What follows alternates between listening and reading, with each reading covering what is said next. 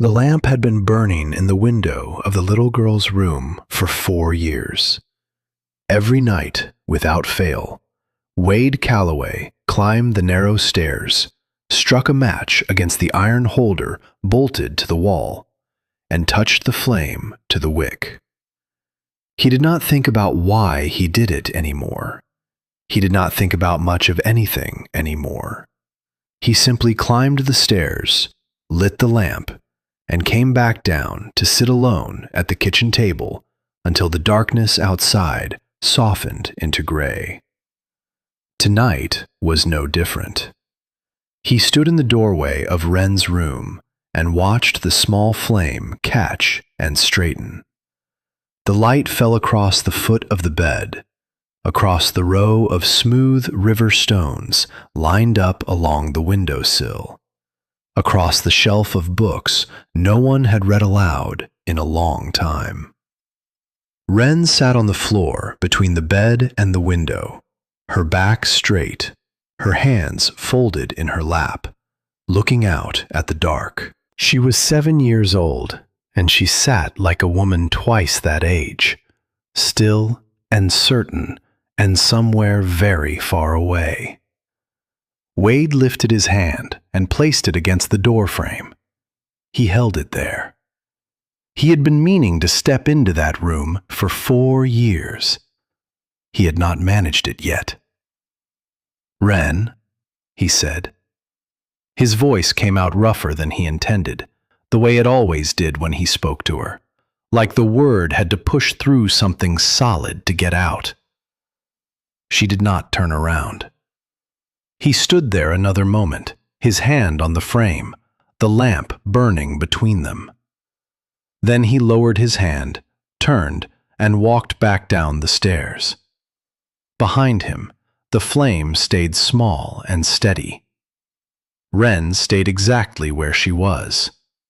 He did not look back. Downstairs, he poured himself a cup of water he did not drink, and stood at the kitchen window, looking out at the ranch in the dark. 160 acres of grass and fence and sky, and not a light burning anywhere except the window above his head. It had been a good ranch once. Eleanor had made it feel like something. She had put curtains in the windows and planted a kitchen garden along the south wall, and laughed loud enough that you could hear her from the barn. Now the curtains were still there, faded, and the garden had gone wild, and the only sound in the house was the creak of the floorboards under his own weight. He had placed the advertisement 3 weeks ago. He had not told anyone he was going to do it. He had sat down at this same table with a blank sheet of paper and a pen, and he had written the most honest thing he had written in years. He did not write about the ranch or the cattle, or what a woman could expect from life out here on the edge of nowhere. He wrote about Wren. He wrote that his daughter had not spoken in 4 years, that she was not broken or simple or beyond reach, that she simply needed someone patient enough to wait. He wrote that the last woman who had come stayed 3 weeks before packing her things and taking the morning stage back toward civilization, saying she could not bear the quiet. He wrote that he did not need someone to fix anything. He just needed someone to stay. He had not expected anyone to answer. The reply came from a woman named Iris Vane. 1 page, written in a clear and careful hand. She did not write about love or hope or the romance of the frontier.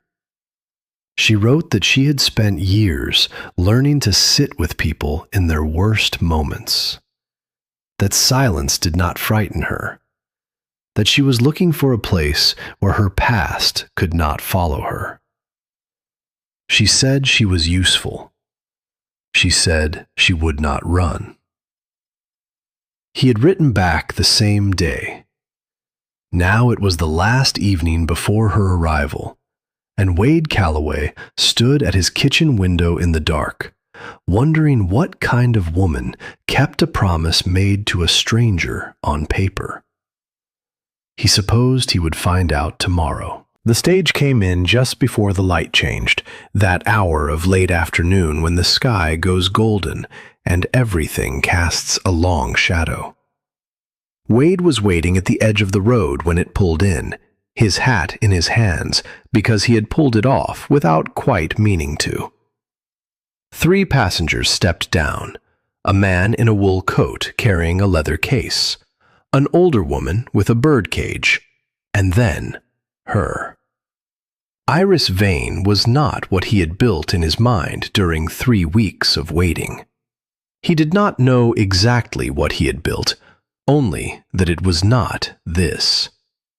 She was slight and straight-backed, and she moved with the careful economy of someone who had learned not to waste motion. She wore a dark dress, practical and plain, and she carried a worn leather valise in one hand and a rough canvas bag in the other, the kind of bag you used for tools or medicine or things you intended to use rather than display. She stepped down from the stage and stood on the packed earth of the road and looked around her with eyes that were taking in everything, measuring it, filing it away. She did not look afraid. She did not look relieved either. She simply looked. Wade walked toward her and stopped a few feet short, the way you stopped around a horse you hadn't met yet. "Miss Vane," he said. She turned those eyes on him. They were gray, the gray of sky before rain, and they were steady in a way that made him stop thinking about what he had been about to say. "Mr. Calloway," she said. Her voice was even, unhurried. She looked at him the way he was looking at her, direct and without apology. "I made it." "You did," he said. He reached out and took the canvas bag from her before she could object, and she let him, which surprised him a little. He had half expected her to hold on. They walked to the wagon without saying much else. He helped her up onto the seat, and she settled herself with the ease of someone who had sat on hard benches before. He climbed up on his side and took the reins, and they started out along the road that led away from what passed for town in this part of the world, out toward the open land beyond. For a long while, neither of them spoke. The horses moved at their steady pace, and the light continued to change around them, the gold deepening toward amber, the shadows stretching out long and thin across the grass. Wade was not a man who filled silence for the sake of filling it, and she did not seem to be that kind of woman either. The quiet between them was not uncomfortable. It was the quiet of 2 people deciding how much of themselves to put on the table. Finally, she said, without turning to look at him, "Tell me about her." He did not ask who she meant. "She's 7, he said. "She was 3 when her mother died. She stopped talking that same night, and she hasn't started again." He paused, looking at the road ahead. There's nothing wrong with her the way you might be thinking. She understands everything. She watches everything. She just doesn't speak." "Does she want to?" Iris said. The question caught him off guard. No one had asked him that before. Everyone who had come near the subject of Wren talked about how to get her talking again, what techniques might work, what the problem was, and how to solve it. No one had ever asked whether Wren wanted to. "I don't know," he said honestly. Iris nodded, as though this were a reasonable answer. Maybe it was. "The last woman who came," he said after a moment, feeling he owed her the full truth of what she was walking into. "She lasted 3 weeks. Said the quiet was too much. Said she felt like she was disappearing." Iris was quiet for a moment. Then, "The quiet doesn't bother me." She said it simply, without drama, the way you stated a fact about weather. I've sat in rooms where the loudest thing was someone trying to breathe. Silence is just silence. It doesn't mean anything is wrong. He looked at her then, sideways, trying to read her face. She was looking out at the land spreading away from either side of the road, and there was something in her expression he could not quite name. Not peace, exactly. More like recognition. Like she was looking at something she already knew. He turned back to the road and did not say anything else. But something in him, some tightly held thing that had been braced for this conversation, loosened just slightly. He had not gone into Eleanor's side of the kitchen since the winter after she died. He had moved her things to the edges, made space for function, kept the shelves she had organized and the hooks she had hung and the small clay pot she had kept by the stove. The house was still hers in the way that a place stays belonging to someone long after they're gone from it. He wondered now, pulling the wagon up to the gate, how it would look through the eyes of someone who had never known her. He lifted Iris's bags down, and she stood looking at the house. It was not a grand thing. 2 stories, weathered wood, a porch that needed repair on the right side. The kitchen garden Eleanor had planted was overgrown now, tall and tangled. Some things still growing in it, and some things long since gone to seed. The smoke from the dinner fire Remy must have kept going curled from the chimney, and the smell of it drifted out into the cooling air. "It needs work," Wade said. He said it before she could, the way you named your own faults before someone else could find them. "Most things worth keeping do," she said. She said it without looking at him, still looking at the house, and something in the plainness of it caught him off guard. He led her inside. The main room was what it was, a stone fireplace, a scarred table, chairs that had seen better decades, the curtains Eleanor had sewn now faded to a softer color than they had started. Remy had left a pot of something on the stove that smelled of onion and dried meat. Upstairs, through the ceiling, the faint creak of a small body shifting weight on a wooden floor. Iris stood in the middle of the room and looked around her with that same careful, measuring look she had used on the landscape. Then she set her valise down, picked up the canvas bag and said, "Which room is hers?" He showed her to the end of the upstairs hall. The door was slightly open, the way Wren always left it. Wade stopped outside. Iris looked at him once, briefly, then pushed the door open the rest of the way and stepped through.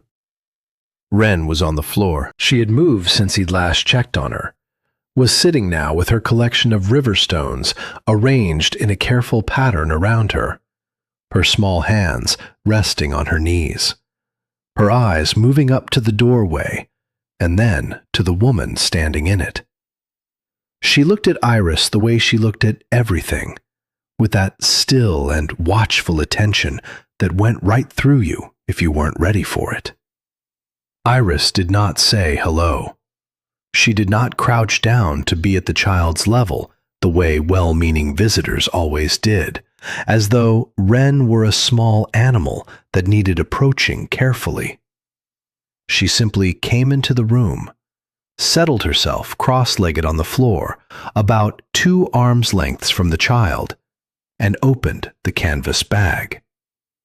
She began to take things out.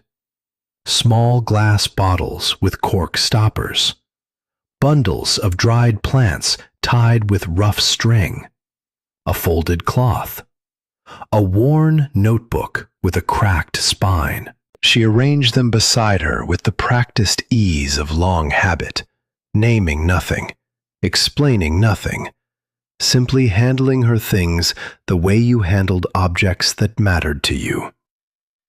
Her hands were certain and quiet, and they moved without hurry. Wren watched.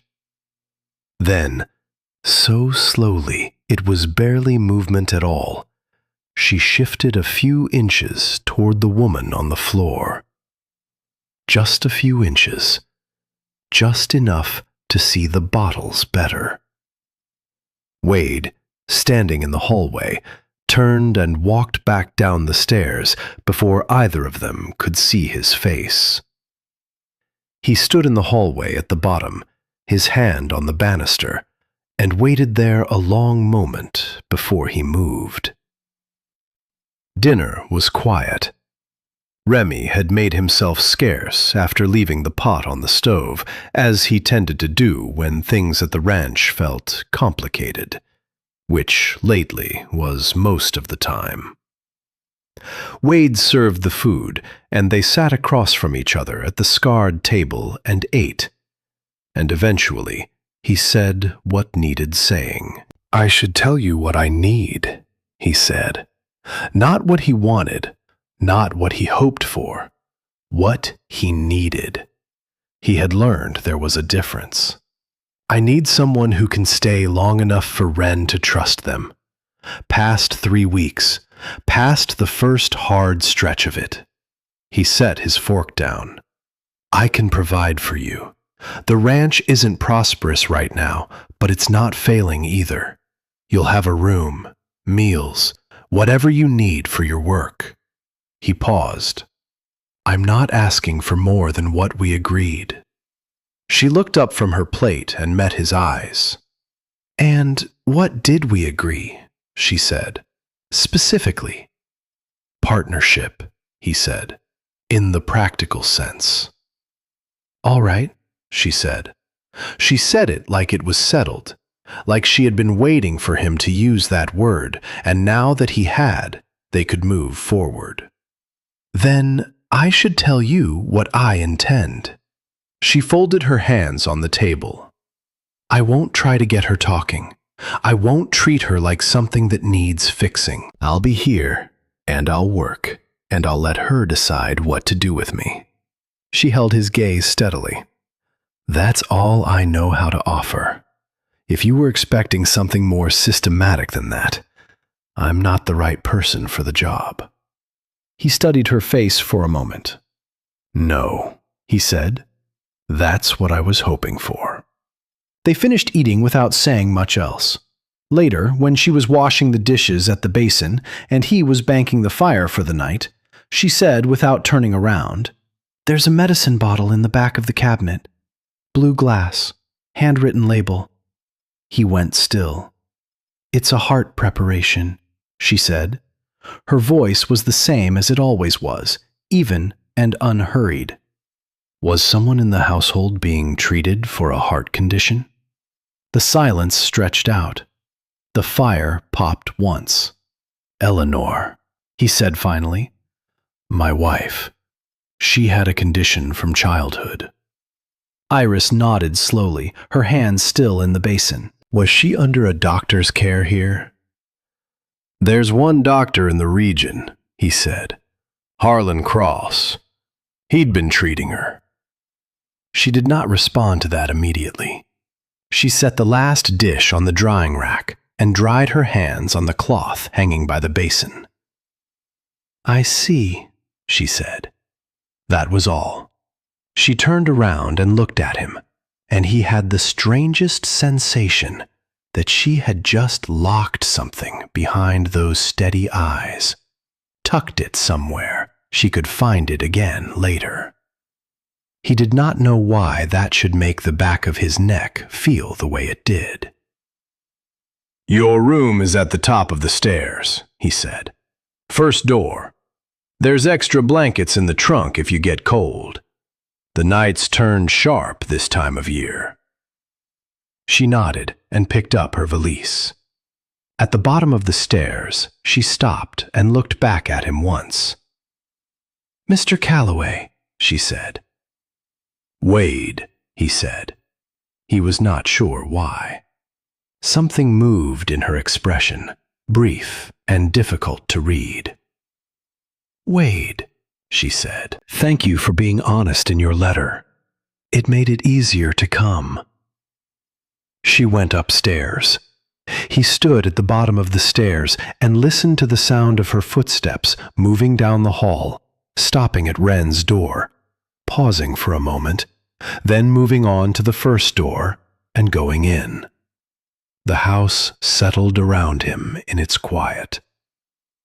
He walked to the kitchen cabinet, opened it, and moved the jars and tins aside until he could see the small blue bottle at the back. He picked it up. The glass was cold. The handwriting on the label was Eleanor's, careful and exact. He did not read the words on it. He just held it for a moment.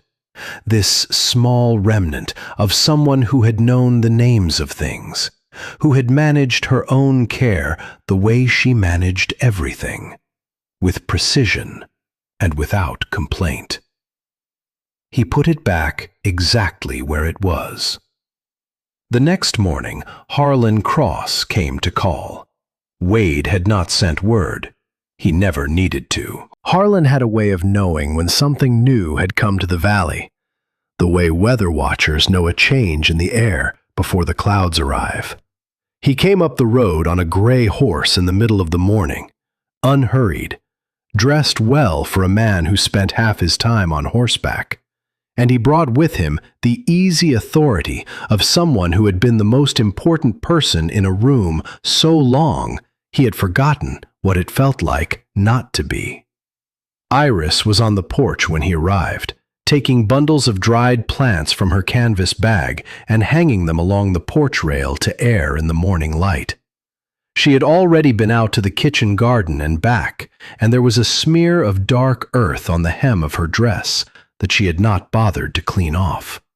She worked with her usual efficiency, her hands moving steadily from bag to rail, and she looked up when the horse came through the gate the way you looked up at approaching weather. Harlan dismounted and smiled. He had a good smile, practiced and warm, the kind that arrived on his face at exactly the right moment. "You must be Mrs. Calloway," he said, as though it gave him great pleasure to discover her. "I'm Harlan Cross. I look after the medical needs of folks in this valley." He glanced at the bundles on the rail. "I see you've brought some home remedies with you." "Some preparations, yes," Iris said. She had gone still in the way she went still when she was paying close attention. Her hands rested on the rail, and she looked at him without expression. "That's very resourceful," he said. He was still smiling. "Have you had some training in the medical arts, Mrs. Calloway?" "Some," she said. "Wonderful." He said it the way people said wonderful when they meant something else. "Well, you'll find the valley is well taken care of in that regard. No need to trouble yourself beyond your household." He let the smile warm up a little more, adding reassurance to it. "I just wanted to stop by and welcome you. Wade is a good man. We're glad to have someone looking after him and little Wren." He stayed another quarter hour. He drank the coffee Wade offered and said the right things about the weather and the cattle and the late-season grass. And when he left, he shook Wade's hand and tipped his hat to Iris and rode back up the road the same way he came, unhurried and pleasant, and leaving the air feeling subtly different than it had before. Wade watched him go, and then looked at Iris. She was looking after Harlan Cross with an expression he was only beginning to learn to read. It was the expression she used when she was turning something over carefully, examining it from more than one side before she decided what it was. "Seems you're known around here," she said. "He knows everyone," Wade said. She nodded once, slowly. Then she turned back to her bundles on the rail and continued her work, her hands resuming their steady motion as though the interruption had never happened. But that evening, after supper, Wade noticed her sitting at the kitchen table with her worn notebook open in front of her. She was writing in a small, careful hand, line after line, and when he came through the room, she tilted the notebook slightly, not hiding it exactly, but not offering it either. He did not ask.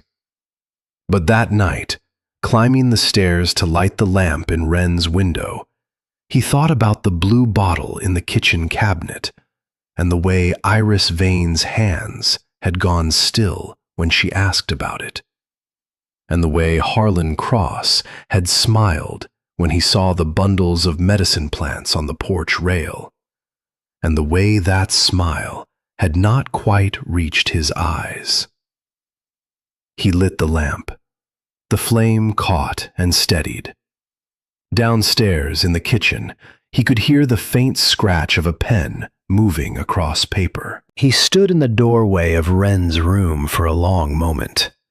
The lamp burned. The stones on the windowsill made a row of small shadows, and Wren, sitting in her place on the floor, turned and looked at him for a full 3 seconds before looking away again. It was the longest she had looked at him in months. He pulled the door to, not all the way closed, and went back down the stairs to whatever this strange new chapter of his life was becoming. The mornings came early on the Calloway Ranch, and Iris learned their rhythm the way she learned most things, by watching before she moved. She was up before the light changed, before Wade's boots hit the floor of the room at the end of the hall, before Remy crossed the yard from the bunkhouse to start on the animals. She dressed in the dark and went downstairs and lit the kitchen stove and had water heating by the time the first gray edge of dawn showed above the eastern grass. She did not do this because anyone asked her to. She did it because useful was the only language she had ever fully trusted, and she wanted to be useful before she was anything else. Wren appeared in the kitchen doorway sometime in that thin hour between dark and light, wearing a nightgown that had been hemmed up twice as she grew, her feet bare on the cold floor, her dark eyes finding Iris immediately the way they always found whatever was most interesting in a room. She did not speak. She did not need to. She simply padded across the floor and climbed onto the chair nearest the stove and sat with her hands folded in her lap, watching Iris work. This became their morning.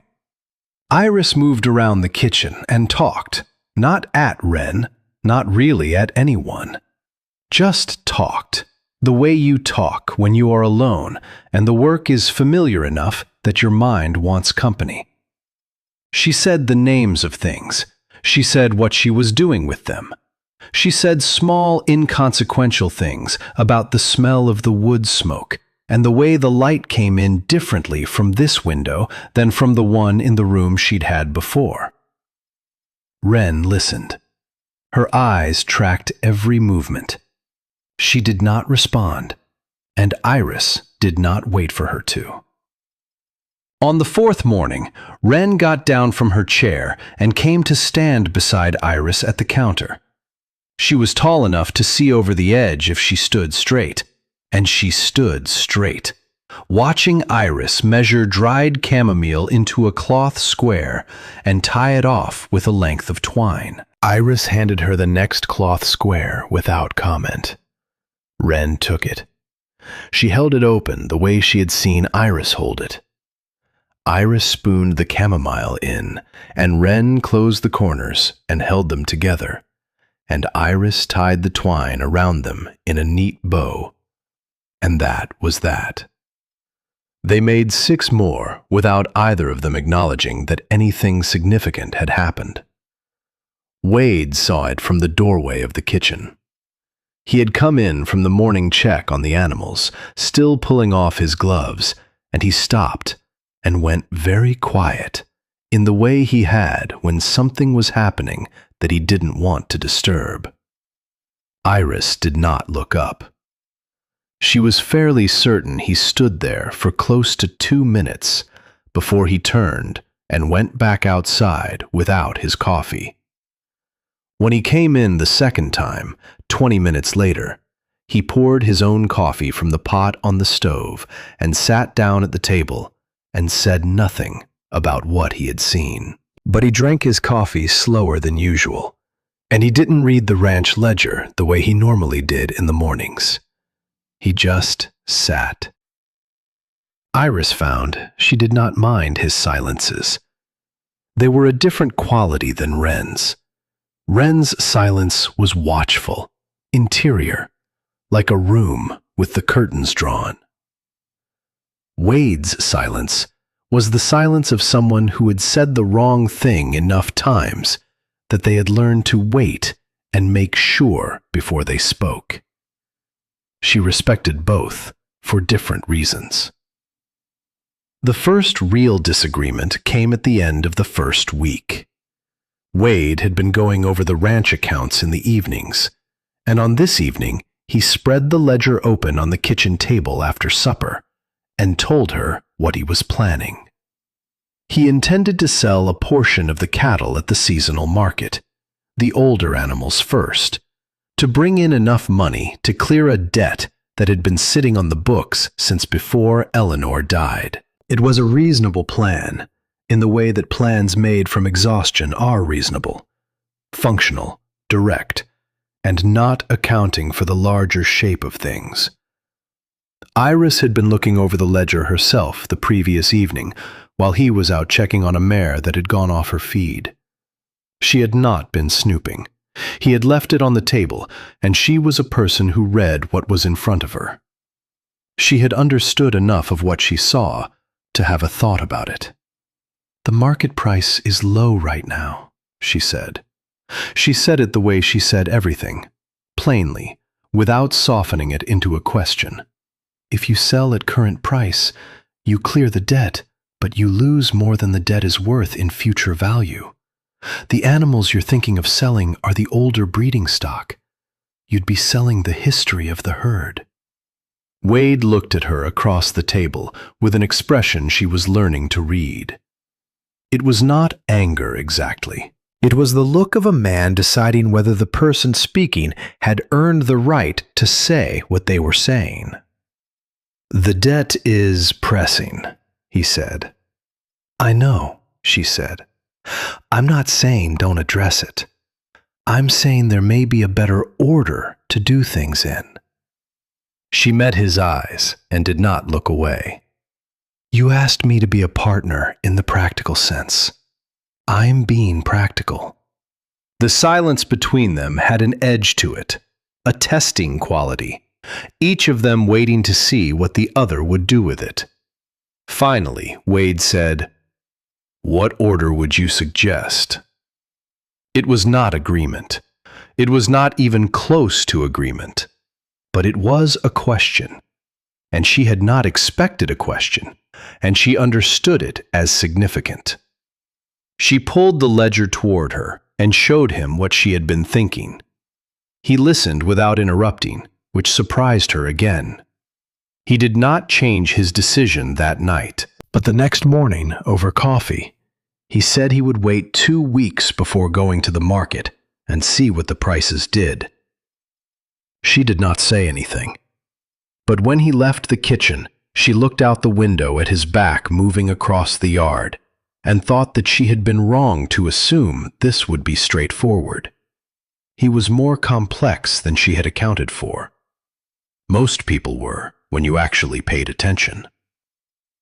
Remy came off the roof of the curing shed on a Thursday afternoon. He had been up there patching a section that had started to leak, working alone the way he usually worked, and the ladder shifted on the uneven ground, and he came down fast and wrong, landing on his right side in the dirt with a sound that brought Iris off the porch at a run. Wade was out in the far pasture and could not hear anything from that distance. She got there first.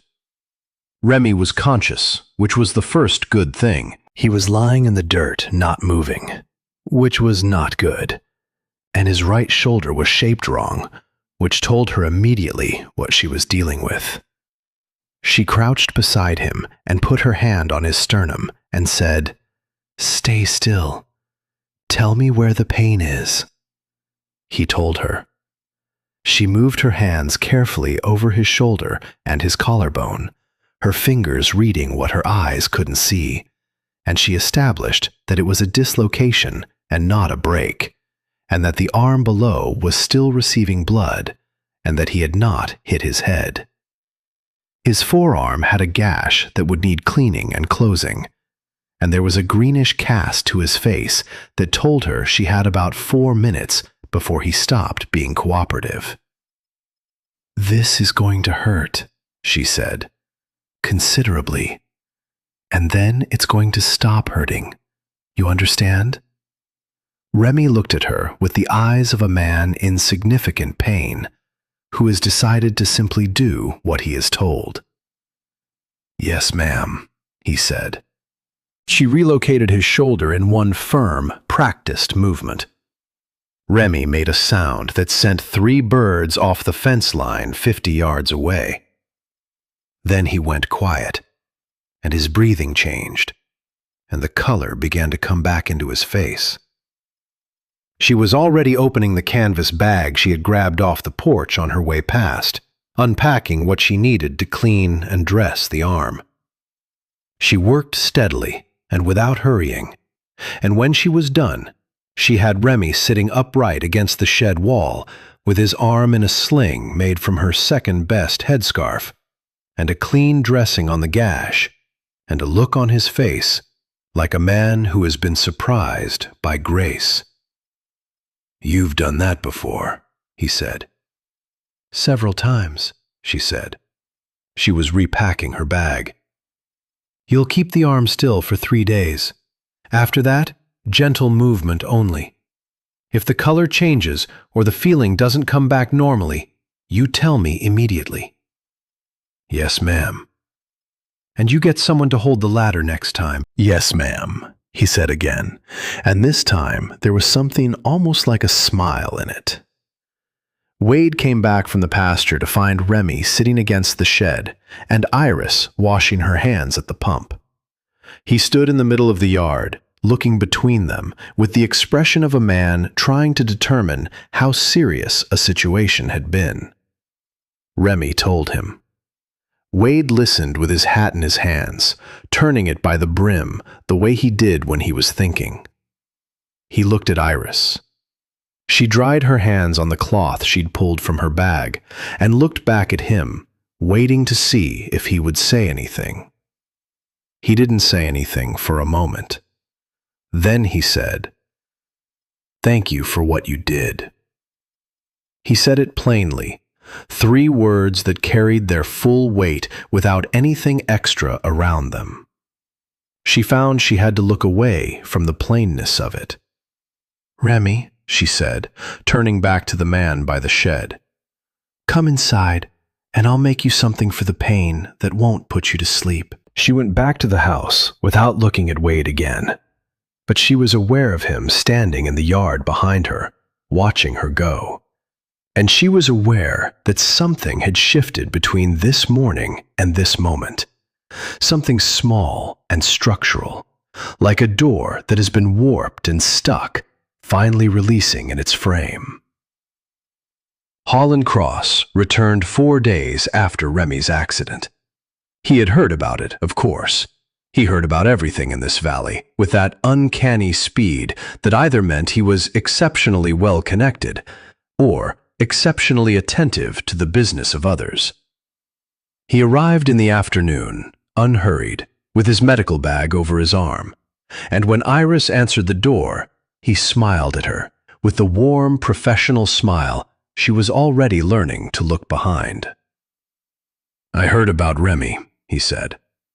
"Thought I'd come check on the arm." "The arm is healing correctly," she said.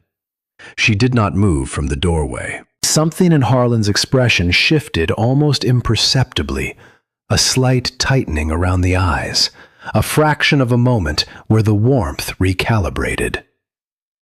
"I'm sure you've done your best," he said pleasantly. "But I'd like to have a look, if you don't mind." As the physician of record for the valley, she stepped back and let him in. She did not have a choice about that, and she knew it. He examined Remy's shoulder with genuine competence. She watched and could see that he knew what he was doing, and he declared the treatment sound and the healing on the right course, and he said it in the tone of someone conferring approval they had not been asked for. When he was leaving, he paused at the door and turned to Iris with his bag over his arm and said, still pleasantly, "The folks in this valley have learned to rely on me, Mrs. Calloway. That's taken years to build. It's a delicate thing, trust. People get confused when there are too many voices telling them different things about their health." He held her gaze with that practiced warmth. "I only mention it for your benefit. Wade has enough to manage without complications." She met his eyes steadily. "I appreciate the concern," she said. He smiled and left. She stood in the doorway and watched him ride back up the road, and she thought about what he had said and what he had not said, and the specific gap between those two things, which was where the information actually lived. She went upstairs and sat at the small desk in her room and opened her notebook to the page where she had begun keeping her observations. She added 3 lines in her small, careful hand, then closed the notebook and put it in the bottom of the canvas bag under the glass bottles. She sat for a while thinking about Eleanor Calloway and a bottle of heart medicine and a physician who had known about a sick woman and had still, by all appearances, not been present when that woman needed him most. She did not know what it meant yet. She had enough fragments to feel the shape of something without being able to see the whole of it. In her experience, that feeling was worth paying attention to. The valley had begun to talk. She had noticed it first in small things, the way the woman at the dry goods counter had been warm and chatty on Iris's first visit, and noticeably cooler on her second. The way one of the neighboring ranchers' wives had crossed the road rather than pass in front of the Calloway wagon when Iris was driving it into town on an errand. Small deflections, small coolings. The kind of social weather that had a source if you looked for it. Dottie Crane told her directly, because Dottie Crane was constitutionally incapable of leaving a person in ignorance when knowledge would serve them. She arrived on a Wednesday with a jar of preserved pears and an expression of brisk practicality that Iris had already come to recognize as Dottie's version of tenderness. "There's talk," Dottie said, settling into the kitchen chair she had apparently adopted as her own. "About why you left your last position." Iris poured the coffee and sat down across from her. "What kind of talk?" "The kind that has a source," Dottie said, giving her a significant look over the rim of her cup. "The kind that gets told one way when there's another way to tell it." She set the cup down. "I'm not asking you to explain yourself to me. I just want you to know it's out there, so it doesn't catch you by surprise." Iris was quiet for a moment. The coffee was hot, and the kitchen smelled of the herb bundles she had dried last week, and the ordinary life of the house went on outside the windows, unchanged. "I cared for a woman who was already dying of her own illness," she said finally. "She died. Her family needed somewhere to put the weight of that, and I was available." She looked at Dottie steadily. "I made no errors. I changed nothing I could have changed. But I had no one of standing to speak for me, and that mattered more than what I had or hadn't done." Dottie regarded her for a long moment with those sharp, kind eyes. "Yes," she said. "That tends to be how it goes." She picked up her coffee again. "I believe you, for what it's worth." "It's worth something," Iris said honestly. A few days later, at the monthly community gathering held at the largest of the valley's common buildings, a man named Doyle, who ran a farm 2 miles east, said something in a voice loud enough to carry across the room. He did not say it directly to Iris. He said it to the 2 men beside him, but he said it facing outward, the way people do when they want to be overheard, without being accountable for it. He referred to the woman caring for the Calloway girl, and what people said she had done, and whether Wade had known the full story when he placed his advertisement. The room went into that quality of quiet that happens when something has been said that cannot be unsaid. Wade was across the room. He had his back to Doyle and was in conversation with another rancher. He stopped mid-sentence. Iris saw his shoulders change, a small but unmistakable shift in how he was carrying himself. He turned slowly. He walked across the room to stand beside Iris. He did not look at Doyle right away. He looked at Iris first. A brief look, checking something in her face. Then he turned to Doyle and said, without raising his voice, "Remy Miller is on the mend. Working full shifts again. My wife treated him when there was no one else, and she did it right." He paused just long enough. "You choose who you listen to. That's your business. But don't say it where I can hear it again." The quiet in the room had a different quality now.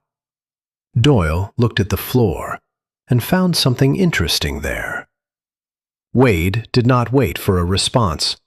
He turned back to the man he had been talking to and resumed the conversation he had interrupted.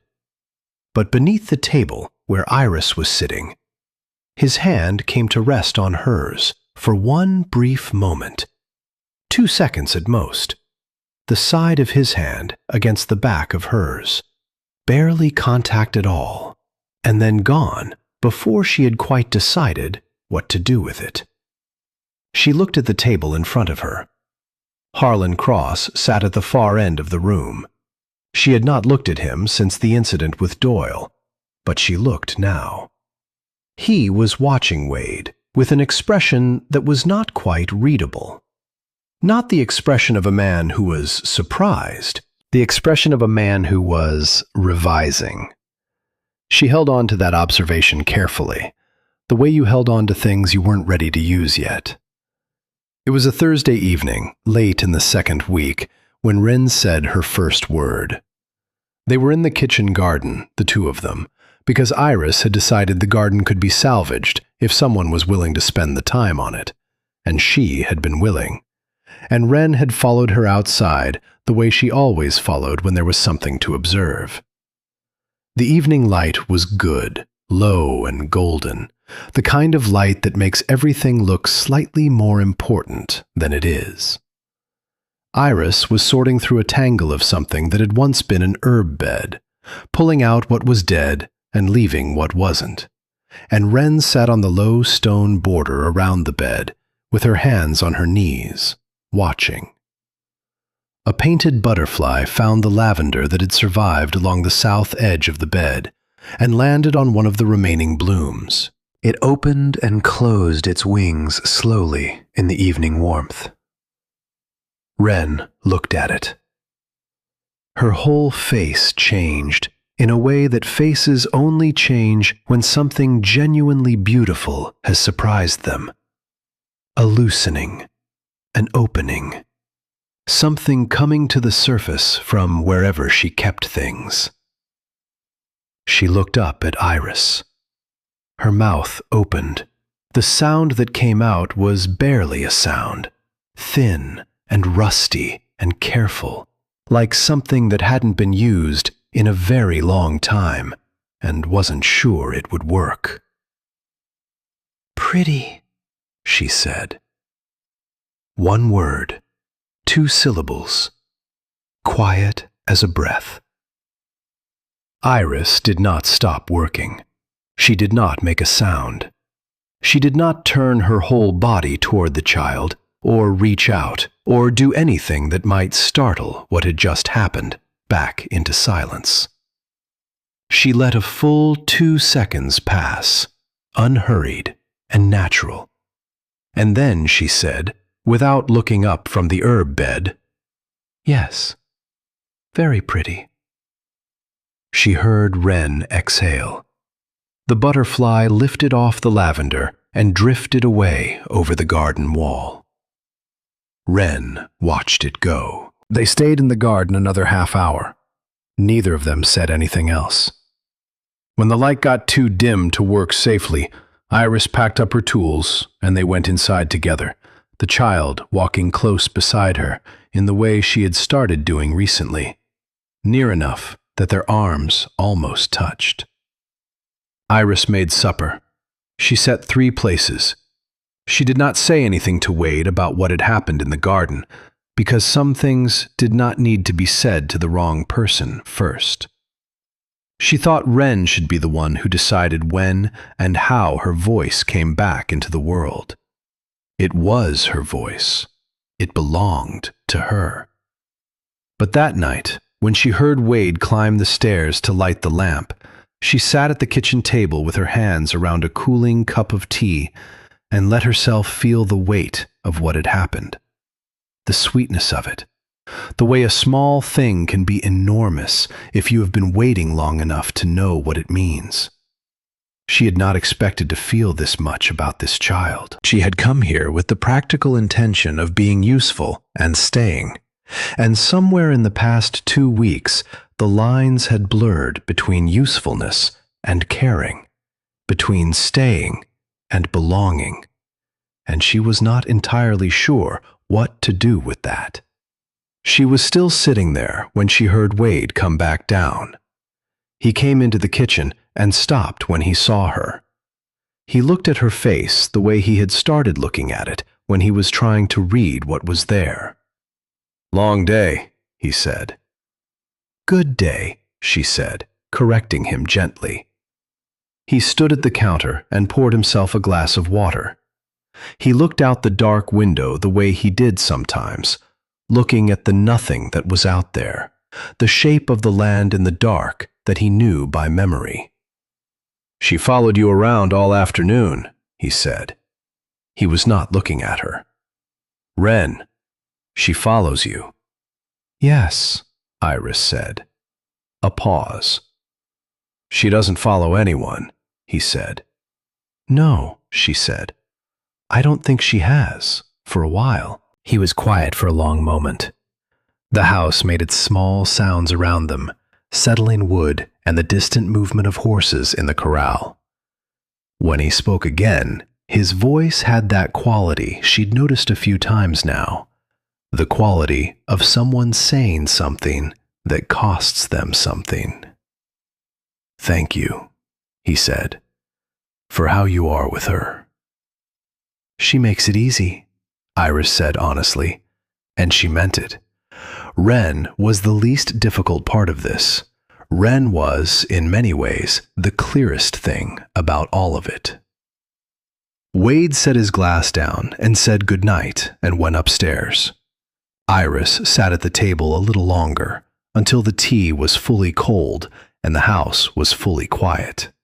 And then she went upstairs herself and stood for a moment outside the closed door of Wren's room, listening to the small sounds of a child sleeping, before she went to her own room and let the long day go. That night, when Wade came upstairs to light the lamp in Wren's window, he found that someone had already lit it before him. He stood in the hallway outside his daughter's room, looking at the burning lamp through the gap in the door, and then at his daughter, sleeping soundly in her bed. And he did not move for a long time.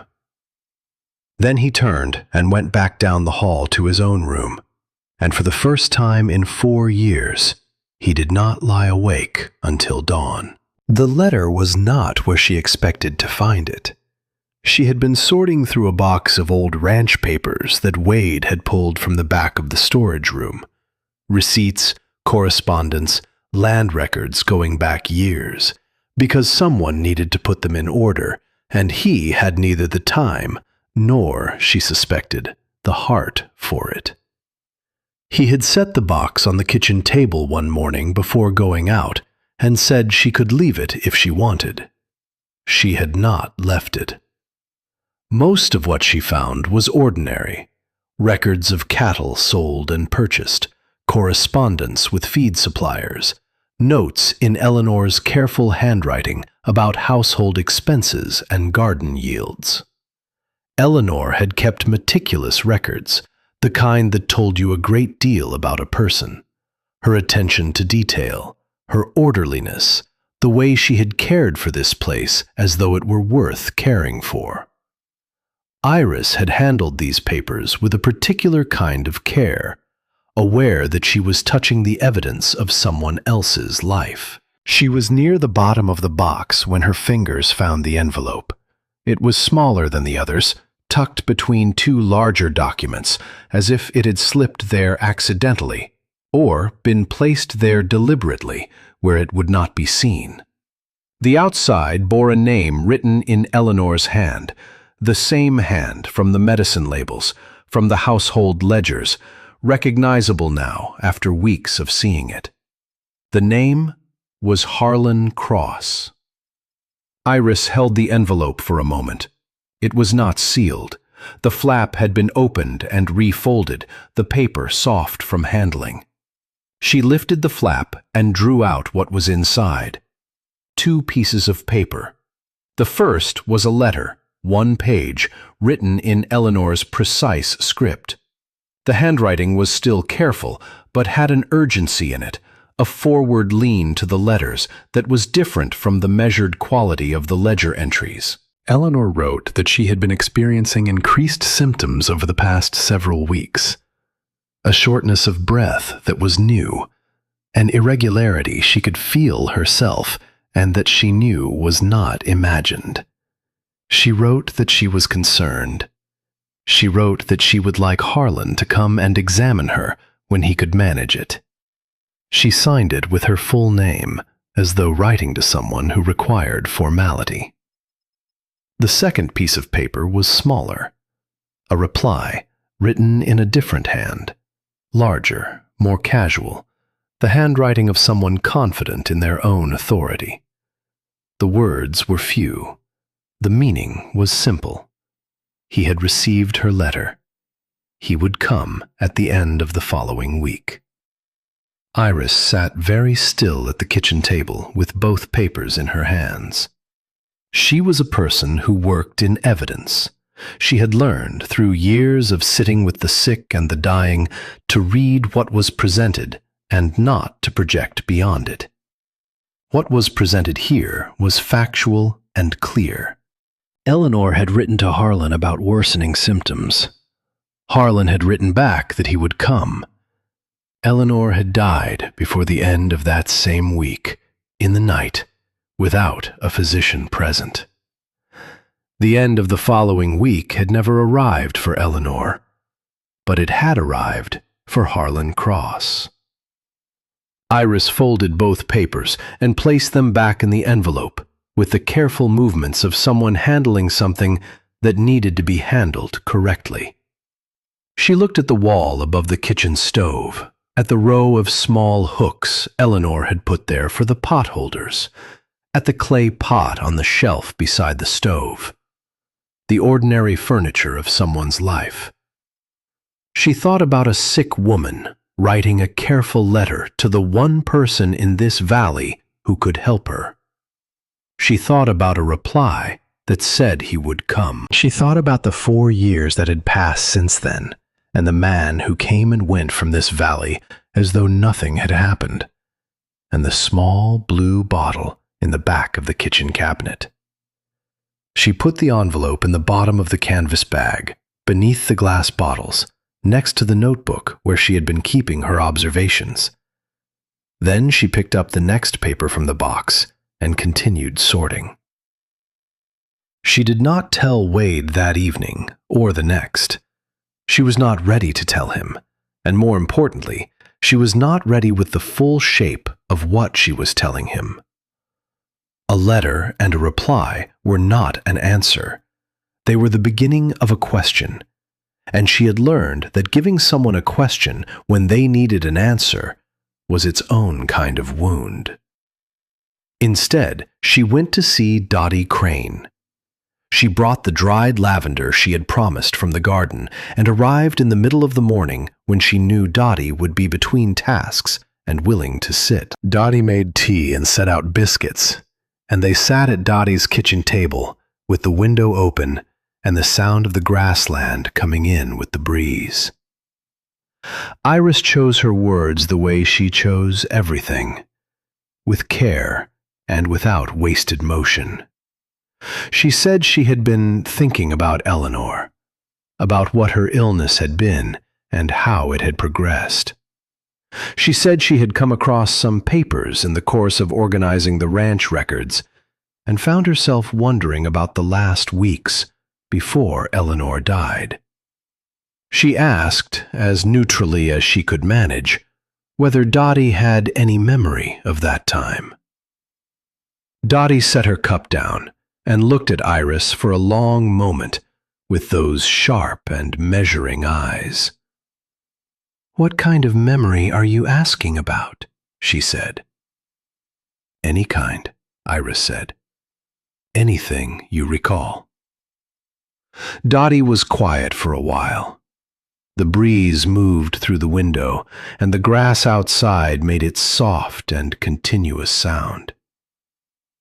"Eleanor sent word to Harlan," Dottie said finally. "That last week. I know because she told me she had, when I came by to see her. She was worse than she'd been letting on to anyone, worse than she'd let Wade see, because she was that kind of woman, the kind that manages her own fear very privately." She paused.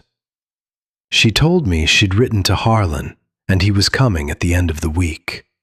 She seemed relieved, like she'd done what she needed to do, and now she could wait." Iris kept her voice even. "And did he come?" Dottie's face did something complicated and controlled. "Not before she died," she said. "He came after. He said he hadn't received word in time. Said the message must have been delayed on the road." The kitchen was very quiet. "I never said anything," Dottie said. Her voice was measured, but there was something underneath it, something that had been sitting under there for years. "Because I had no proof of anything. I only knew what Eleanor told me, and Eleanor was gone, and Wade was not in a condition where one more blow was going to be anything other than catastrophic." She looked at Iris directly. "And I had nothing solid enough to stand on, just the word of a woman who was no longer here to confirm it." Iris nodded slowly. "But you believed her." "I always believed her," Dottie said. "Eleanor was not a woman who dramatized. If she said she'd sent word, she'd sent word." They sat with that for a moment. Then Dottie said, "What did you find, Iris?" Iris looked at the table, then back up at Dottie. "I'm not sure yet," she said, which was honest. She had the pieces. She did not yet have the right way to put them together for the person who most needed to understand them. "When I am, I'll tell you." Dottie regarded her for another moment, then picked up her tea again in the manner of someone choosing to be patient. "All right," she said. "But don't wait too long. Some things don't improve with age." The conversation with Wade happened the way the most important conversations happened. Not when she planned it, but when the conditions were right and neither of them was braced against it. It was raining. Not the hard driving rain that turned the yard to mud and kept everyone indoors and restless, but the steady, quiet rain of a long evening, the kind that softened the edges of everything and made the inside of the house feel warmer by contrast. Wade had come in from checking on the animals, still in his coat, water standing in small drops on his shoulders, and he had stopped in the kitchen where Iris was at the table and looked out the window at the rain. Wren was asleep. The house was as quiet as it ever was. Wade made no move to leave the room. He took off his coat and hung it by the door and poured himself coffee and stood at the counter with it. Some evenings were like this, the two of them in the kitchen after Wren was in bed, not talking, but not separate either. She had stopped finding it strange. She had started finding it, in some private and unexamined way, necessary. She was the one who spoke first.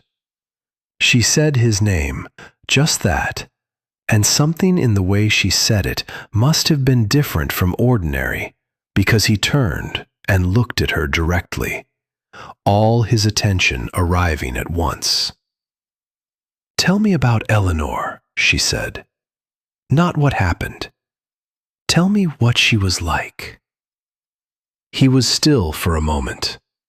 Then he came and sat down across from her, both hands around the cup, and he looked at the table for a while before he looked at her. "She was precise," he said, "about everything.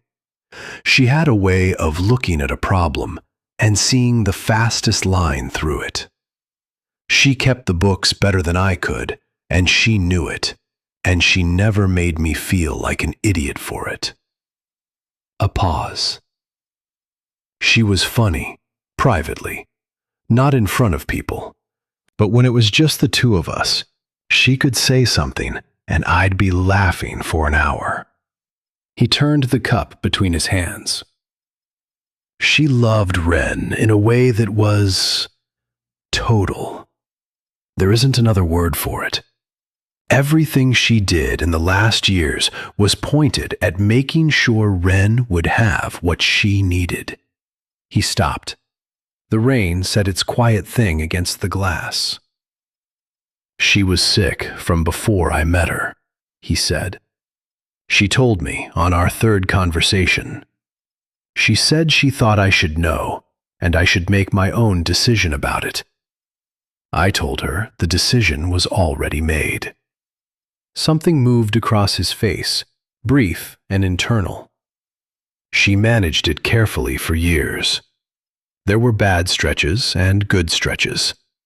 I thought she made it seem so manageable that I thought we had more time than we did." Iris held very still and let him finish. "The night she died, I was on the road back from the north pasture.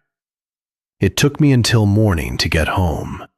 She was already—" He stopped, started again. Wren was sitting beside the bed. She'd been there since the middle of the night.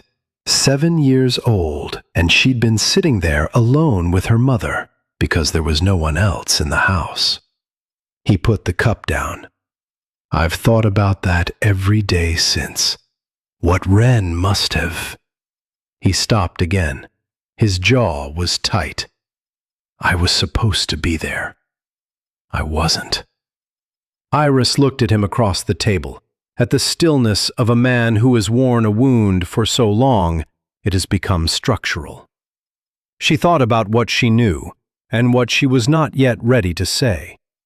She thought about what it cost him to carry years of believing this was his failure. "You couldn't have known," she said carefully. "I should have been there," he said, flat, final. The way he said things he had stopped arguing about. She did not push against it. Not yet. She was waiting for the right shape of things, and the right shape was not here yet. But she held what he had given her, this account of Eleanor and the night, and the small girl sitting alone in the dark. And she turned it carefully in her mind. "What you did with Remy," he said then, shifting the direction of it, the way people shifted when the weight of one thing got to be too much. "You were trained for that, more than just remedies." "Yes," she said. "I spent years in formal care, working under physicians, then independently as a household attendant for a family who needed consistent medical management." She paused. "I learned more from the work than from anything else, from watching what worked and what didn't." "What happened?" he said. He asked it the way he'd asked her to explain the ledger, directly, without apology, but without cruelty either. She told him. She told it plainly and without self-pity. The woman who had been her patient, the illness that had been progressing long before Iris's care began, the night the woman died, and the family that needed a place to put years of grief and medical bills and the helpless rage of watching someone you loved disappear. She told him that she had done everything correctly, and it had not mattered to the people who decided what the story would be. He listened without interrupting. This, she had come to understand, was one of the true things about him. When he decided to listen, he listened entirely, with nothing held back. "I believe you," he said when she finished. 2 words, spoken simply, and they arrived with the weight of something she hadn't realized she'd been carrying. She looked at the table for a moment before she trusted her expression enough to look back up. "Thank you," she said. They sat in the rain-quiet kitchen for a while longer. Then Iris said, because there was something she needed to know, and she had learned it was better to ask than to wonder, "How much do you trust Harlan Cross?" Wade's hands stilled on his cup. The question arrived in the room differently from their other silences. This one carried something solid and unexpected, like furniture neither of them had put there. He looked at her with that attention again, reading her face. "He's been the physician here for years," he said slowly. "He was Eleanor's physician." "I know," she said. "That's not what I asked." A pause. He turned the cup once, thinking. "I trust him because there's no reason not to," he said finally. "And because there's no one else." She nodded and did not say anything more about it.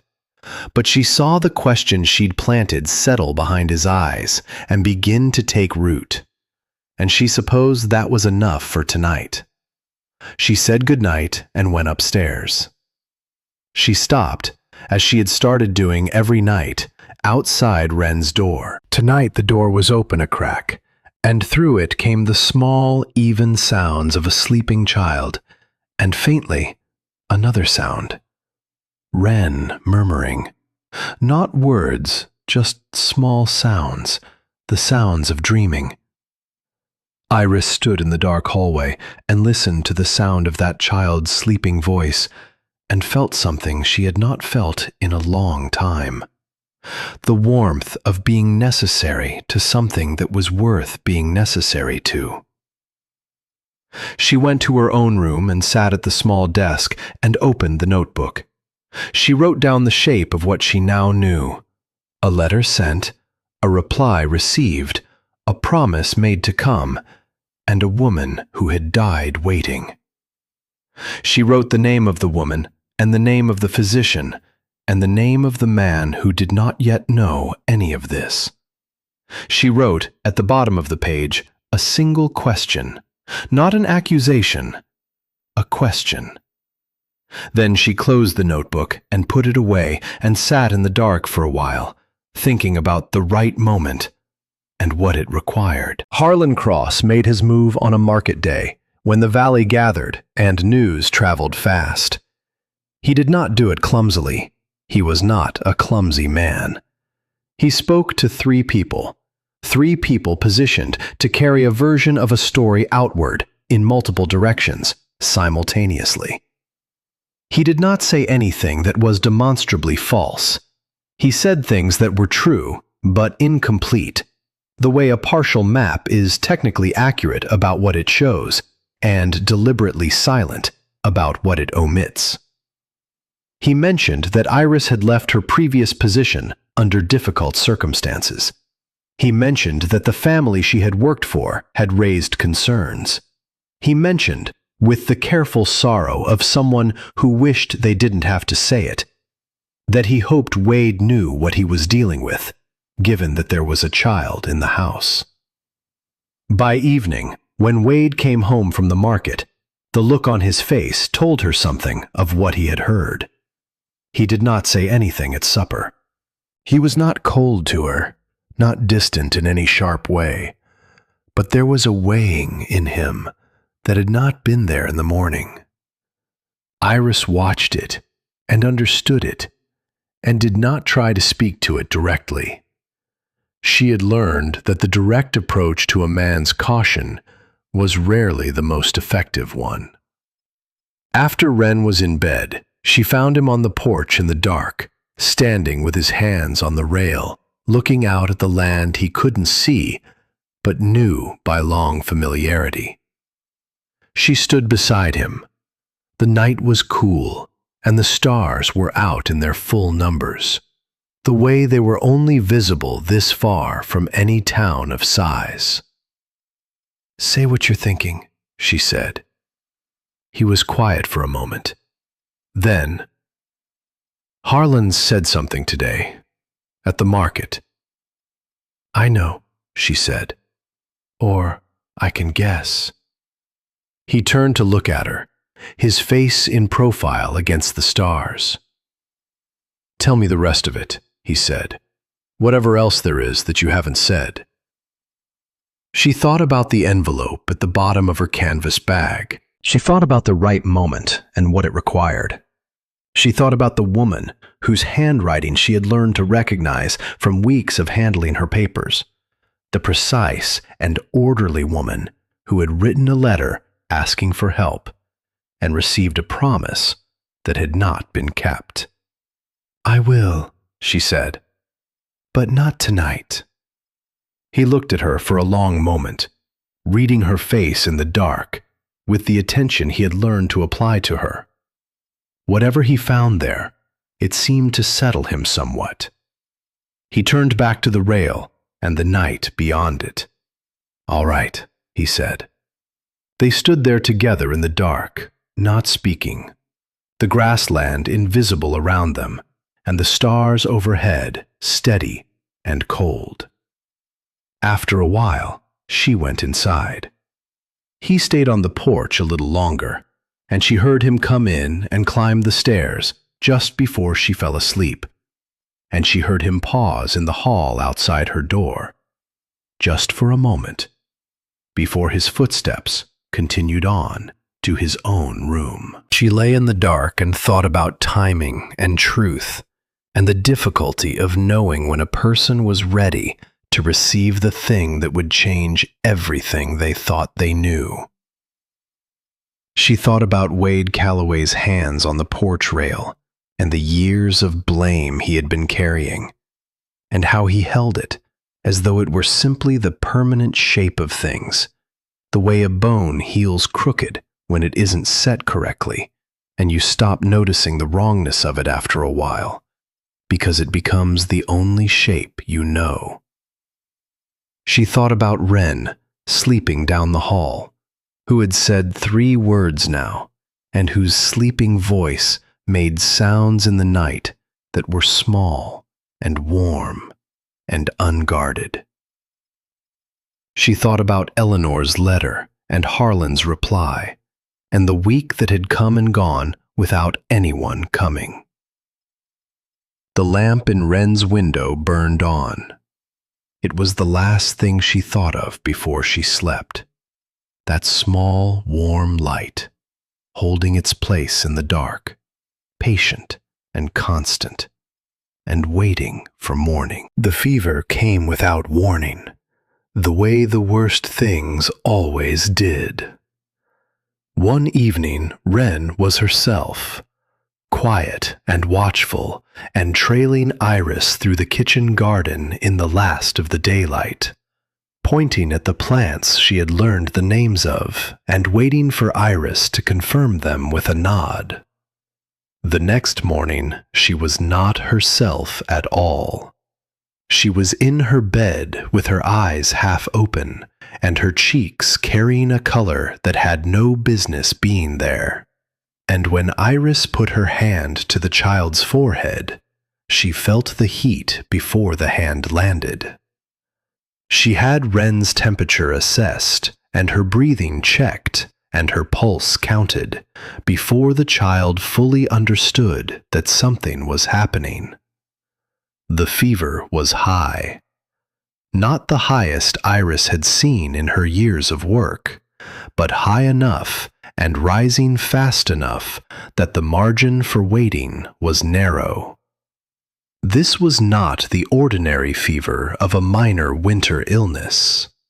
Something was working hard inside this small body, and it needed to be slowed down. Wade was already in the doorway by the time Iris turned around.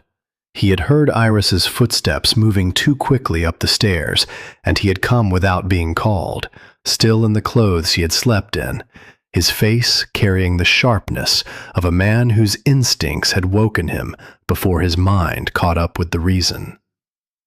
He looked at Wren and then at Iris, and she could see him take in the information on her face before she had said a word. "How bad?" he said. Not a question, a request for an honest account. "Significant," she said. "I need to bring it down quickly. I have what I need in the bag, but I need clean water heating, and I need the room warmer than it is." He was already moving before she finished. She heard him on the stairs, heard the sounds of a man moving through a house with urgent purpose, and she turned back to Wren. The child was watching her. Through the fever and the heavy eyes, Wren was watching her with that steady and ancient attention, and Iris met it directly. "You're going to be uncomfortable for a while," she said, as she would have said it to an adult, plainly, without the softening that people offered children, and that children, in her experience, rarely needed and often resented. "And then you're going to be better. I'm going to stay right here." Something in Wren's face shifted. Not quite a nod, but a settling, a reduction of some tension that had been held there. She closed her eyes. Iris opened the canvas bag. She sent Remy at first light to find Harlan Cross.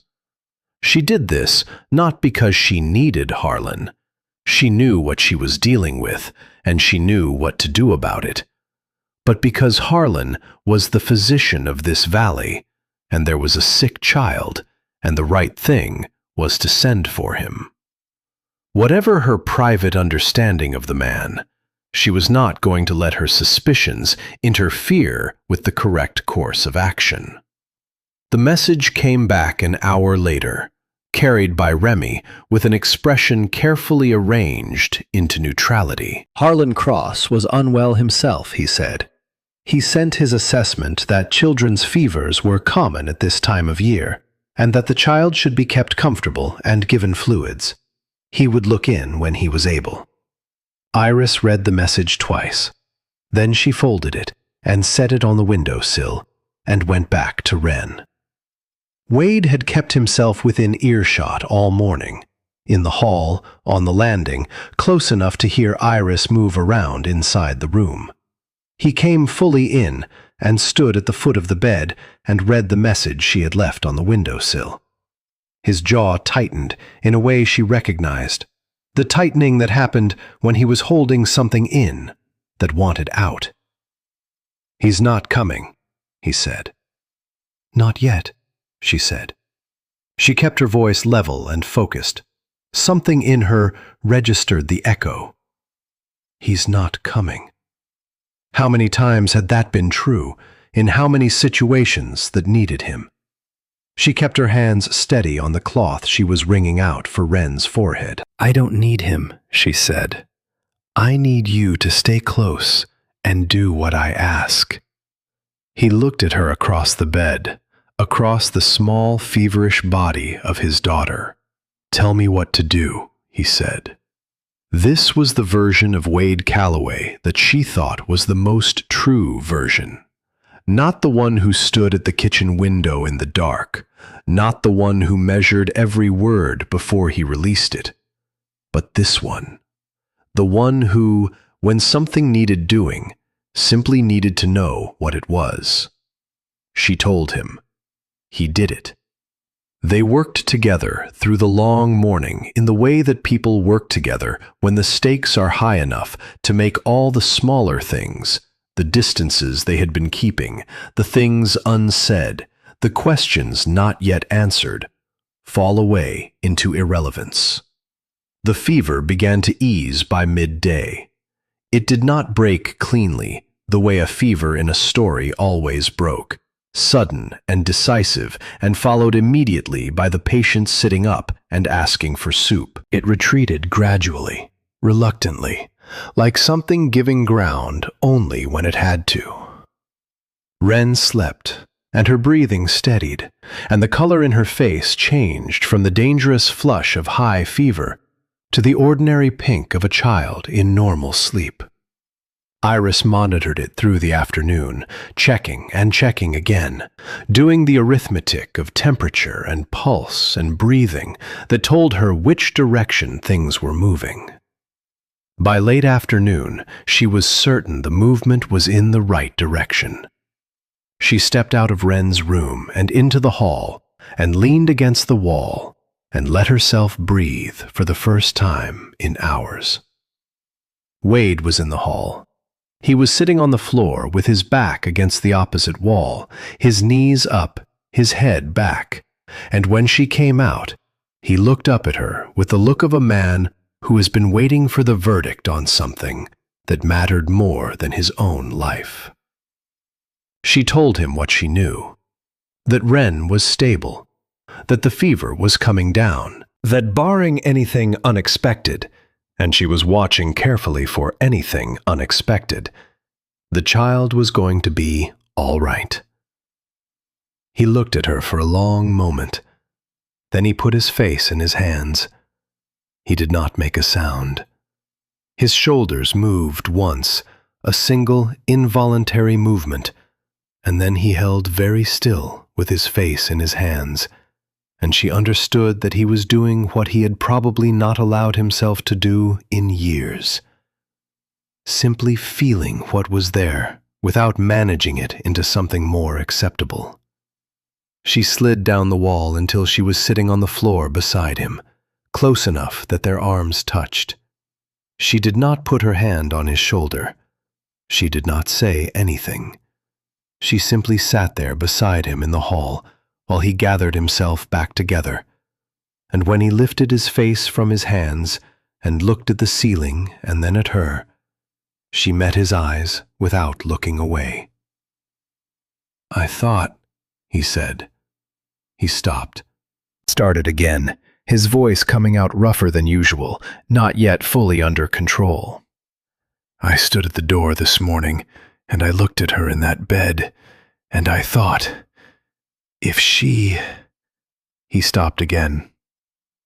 "I don't know what I would be if she wasn't here. I've been running this ranch and getting through the days and telling myself it was for her. And I don't know anymore whether that's the whole truth. But I know I cannot lose her." "You're not going to lose her," Iris said. "You don't know that."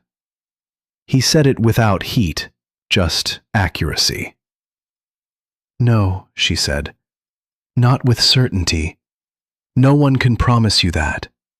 But she's moving in the right direction, and she's strong, and she has been fighting." She paused. "Children who decide to get better usually do. And Wren has things she's decided she wants." He looked at her. "How do you know?" "She told me," Iris said, in her way.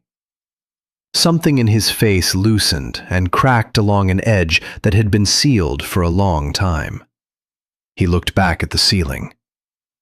"I stood at the door this morning," he said, "and I thought you were already in there, already working, already knowing what to do."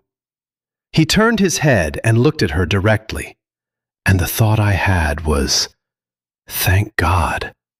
Before I thought anything else, before I thought about the fever or called for Remy or did anything practical at all, I thought, "Thank God she's here." His voice dropped lower. "I don't know exactly when that started, thinking of you that way, like you're part of what this place needs to hold together." The hall was very quiet. From inside the room, the small sound of Wren's steady breathing.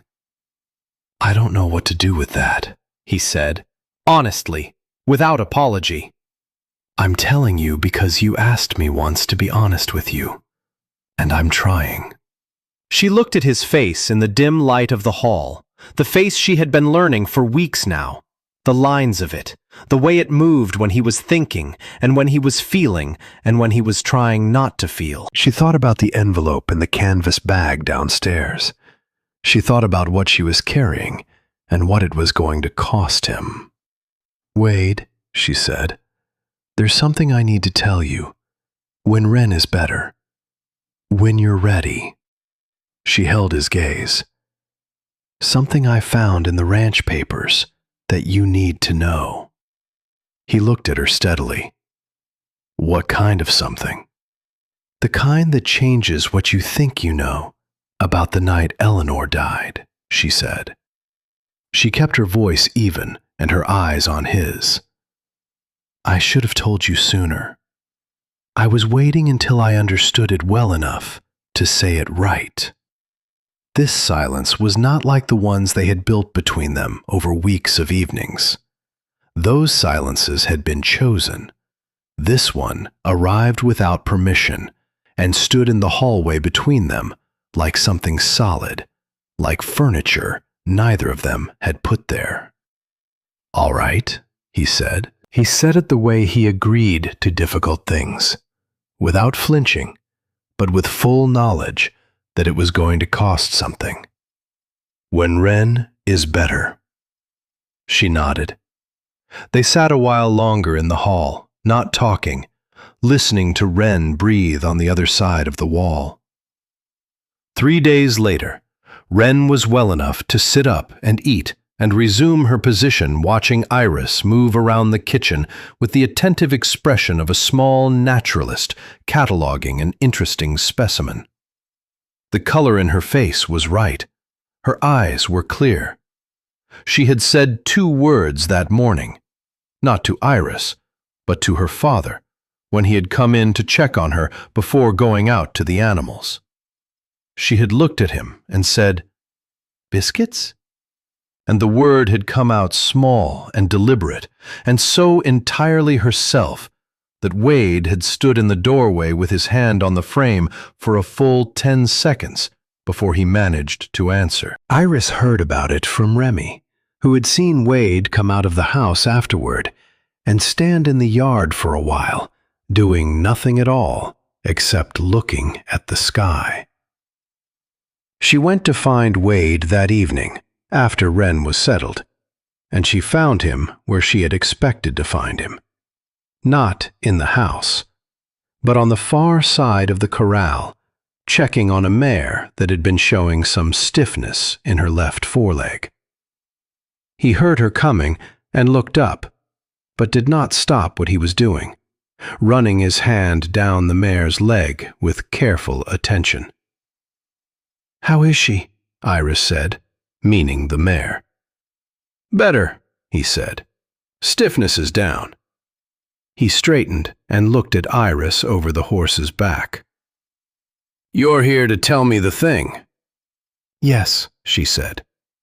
He came around the mare, and they walked to the fence at the edge of the corral, and stood there with the last of the evening light behind them, the grassland going amber and long-shadowed in the distance. Iris had thought about how to say this. She had thought about it for days, arranging and rearranging the words, trying to find the shape that was truest and least damaging.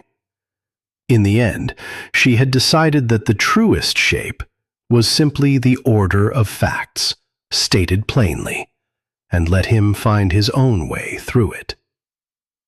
She told him about the envelope. She told him when she had found it and where. She told him that she had held it for days because she needed to understand what she had before she brought it to him, and because she had needed to know, through Dottie, that what she had was not a misunderstanding. She told him what the letter said, Eleanor's words, her careful description of worsening symptoms, her request for Harlan to come. She told him what the reply said. Few words, the promise to come at the end of that same week. She told him that Eleanor had died before that week was out, without Harlan Cross present. She told him what Dottie had confirmed, that Eleanor had told Dottie she'd sent word, that Eleanor had believed Harlan was coming, that Harlan had told people afterward that the message had not reached him in time. She told him about the medicine bottle, that it bore Harlan's name as the prescribing physician, dated weeks before Eleanor died, that a physician who had prescribed a new preparation for a heart patient would have understood the significance of a sudden worsening, that the letter and the reply together made it impossible that Harlan had not known. Then she stopped, and she waited. Wade stood at the fence with both hands on the top rail, looking out at the grassland. He was very still. Not the stillness of a man who was not feeling anything. The stillness of a man who was feeling so many things at once that movement was not available to him. She could see it in the set of his shoulders, in the line of his jaw, in the way his hands gripped the fence rail and did not release. She let the silence be what it needed to be. When he finally spoke, his voice was low and controlled. He knew she was worsening, he said. Yes, she said. He promised to come. Yes. And he didn't come before she died. A pause. And then he told everyone the message hadn't reached him. That's what I understand, she said. I can't tell you what was in his mind. I can't tell you what kept him. I can tell you what the papers say, and I can tell you that Dottie believes Eleanor's account. And I can tell you that I have looked at those papers more than once, and the meaning of them is not ambiguous. The evening light continued its slow change around them, the amber deepening toward the softer color that came just before dark. I thought it was mine to carry, he said, and the words carried a weight she understood in her own body. I thought it was my failure. It wasn't, she said, simply, directly, without excess. He turned and looked at her. His eyes were dark in the evening light, and there was something moving through them that she recognized. Not relief exactly, not yet, because relief had to have time to come in, but something breaking open, the expression of someone who has been holding a weight in a certain position for so long that the muscles have adapted around it. And now the weight has been removed, and the body doesn't know yet what to do with the absence of it. "Why didn't you tell me sooner?" he said. It was not an accusation. It was a question. "Because I needed to be sure," she said. "And because I needed to know you were ready to hear it without it breaking you in a way that couldn't be put right." She held his gaze. "I was watching to see what you were made of. I know now." He looked at her for a long moment. "And? You're made of the right things," she said. "You're going to be able to hold this." He turned back to the grassland. A long breath went out of him, slow and deliberate. Then he said, "I want to talk to Harlan." "I thought you would," she said. "I want him to answer for it." "Yes," she said. "And he should." She paused. "But I'd like to ask you to let me help you do it the right way. Not alone. Not in a moment of anger." She kept her voice even. "Dottie knows what I know. She's been waiting a long time to say it. There are people in this valley who have watched Harlan cross for years and had their doubts and never had anything solid enough to stand on." She met his eyes. "Let's give them something solid to stand on." He looked at her with an expression she had not seen on his face before. Not gratitude, exactly. Not relief. Not the beginning of something softer than either of those, but some combination of all three that did not have a single word for it. "You've been thinking about this for a while," he said. "I have," she said. "You were going to make sure I didn't do anything that made it worse." "Yes," she said. He was quiet for another moment. Then something that was almost a sound of acknowledgement came from him, low and brief. He pushed back from the fence and turned toward the house, and she fell into step beside him, and they walked back across the yard in the dark together. At the porch steps, he stopped and turned to her. "Iris," he said. She looked up at him. "Whatever happens with Harlan," he said, "whatever comes next, I need you to know." He stopped, reorganized himself. "You didn't have to show me that letter. You could have kept it. It would have been easier for you to keep it." "It wouldn't have been easier," she said. "It would have been lighter." "That's not the same thing." He looked at her for a long time in the dark. She could not fully read his expression. She was not sure she was meant to yet. "Come inside," she said. "It's cold." He held the door for her, and she went in, and the house was warm with the fire Remy had kept going, and somewhere above them, Wren slept soundly in her room, with the lamp burning in the window, as it always burned, as it had burned every night for years, patient and small, and unwilling to go out. Dottie Crane came the next morning before the dew had lifted from the grass. She arrived the way she arrived for things that mattered, without announcement, without ceremony, carrying a covered dish in both hands and wearing the expression of a woman who had decided, somewhere between waking and rising, that today was the day and she would not be talked out of it. Wade was already up. Iris had heard him moving through the house before first light, his footsteps carrying a different quality than usual, quieter, more deliberate, the quiet of someone who has received new knowledge and is learning, step by careful step, how it changes the weight of everything he carries.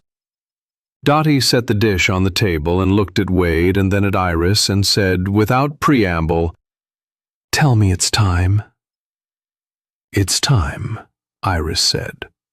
Dottie nodded once, with the economy of a woman who had been conserving that nod for years. She settled into her chair, the chair she had adopted as her own in the first weeks of Iris's arrival, and folded her hands on the table and looked between the two of them with clear and steady eyes.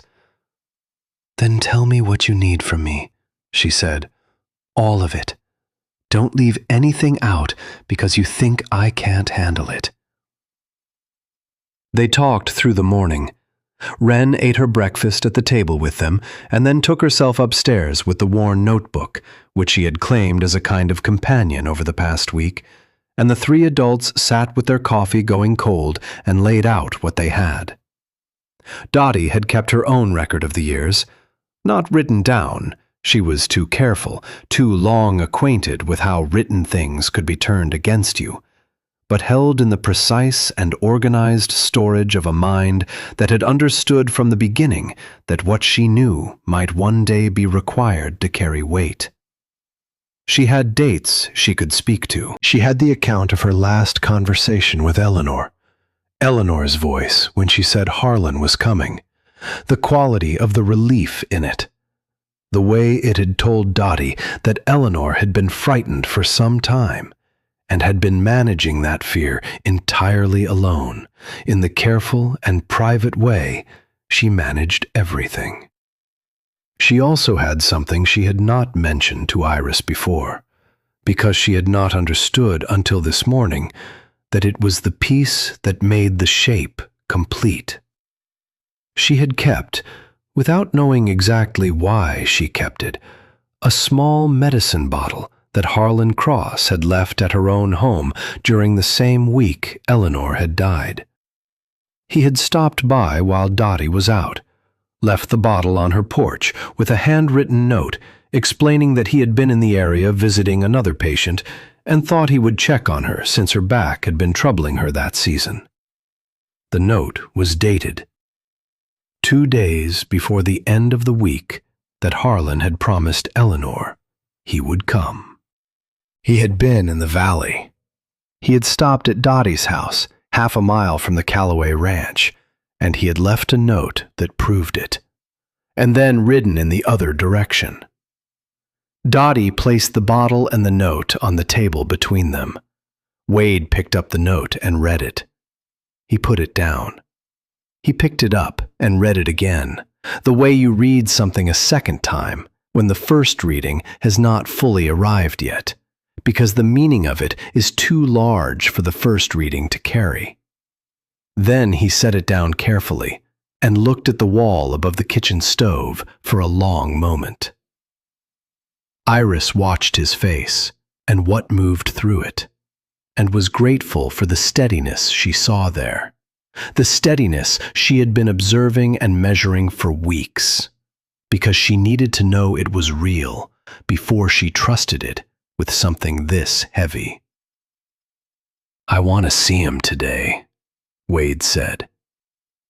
"Yes," Dottie said, "and I've already spoken to the Alderman brothers this morning. Both of them. They've been watching Harlan Cross for longer than you know, Wade, and for reasons of their own that I won't speak to without their permission. But they will come. They'll stand as witnesses, and they'll say what they've observed over the years, and together with what we have here, it will be enough." She looked at Wade directly. "It will be more than enough." He looked at her across the table. "You've been waiting for this." "I have been waiting," she said, with no apology in it and no shame, "for someone with enough to make it stand. Now we have enough. Eleanor deserves to have enough." The name sat in the kitchen air between the three of them. Outside the window, the morning was advancing, the light shifting from the pale early quality to something warmer and more certain. And somewhere above their heads, Wren's footsteps moved slowly across the floor of her room, in the wandering pattern of a child who is simply occupying her own quiet world. Wade pushed back from the table and stood. "After lunch," he said. "I want to go after lunch." Iris nodded. "I'll be ready." They went to Harlan Cross in the early afternoon when the light was at its fullest and there was nowhere for anything to hide. Not as an angry crowd, not with heat or noise, but as 5 deliberate people who between them held the complete shape of something that had been kept in fragments for years. Wade and Iris walked together. Dottie came beside them with the bottle and the note in her coat pocket. The Alderman brothers, Marcus and his younger brother Cord, came behind. Two large and quiet men of long memory who had said very little during the brief meeting that morning, and whose silence had carried more weight than most people's words. Harlan was at his house. He came to the door when he heard them on the path and stood on his porch looking at the 5 people coming across his yard. And in the 2 seconds before his professional demeanor arrived and arranged itself over his face, Iris saw something she recognized. She had seen it before, in other situations, on other faces. It was the expression of someone who has known, in some private and heavily guarded part of themselves, that a particular moment was eventually coming. The expression of someone who is not surprised, only unwilling. Then the warmth arrived on his face the way it always arrived, practiced and precisely calibrated, and he said, "Wade, this is unexpected." "We'll stay here," Wade said, before Harlan could invite them in. Harlan looked at the 5 of them. He looked at Dottie, whose face was offering him nothing. He looked at Iris with an expression that tried to be pleasant and did not have enough behind it to hold the shape. He looked at the Alderman brothers, and something in his composure made a small, controlled adjustment. "What's this about?" he said. Still pleasant, still professional, still the voice of the most trusted man in the valley. Wade did not answer immediately. He reached into his coat and produced the envelope, Eleanor's letter, Harlan's reply, both of them together the way Iris had kept them, and held it out. He did not offer it exactly. He simply made it visible. "Eleanor wrote to you," he said. "She told you she was worse. She told you she was frightened. You wrote back, and you told her you would come at the end of that week." The pleasantness on Harlan's face was costing him more to maintain than it had a moment before. "She died before you came," Wade said. "And afterward, you told people the message hadn't reached you in time." He paused, and the pause was weighted and deliberate. "But you were in this valley during that week. You stopped at Dottie's house 2 days before the end of it." Dottie took the bottle and the note from her pocket and set them on the porch rail with a quiet and final sound. The sound of evidence being placed where it could be seen by everyone present. Harlan looked at the note. He looked at his own handwriting on it, the date, the casual explanation, the evidence of his own presence in the valley at the time he had claimed not to be. He was still. The kind of stillness that came from having nowhere to move. "I had other patients that week," he said.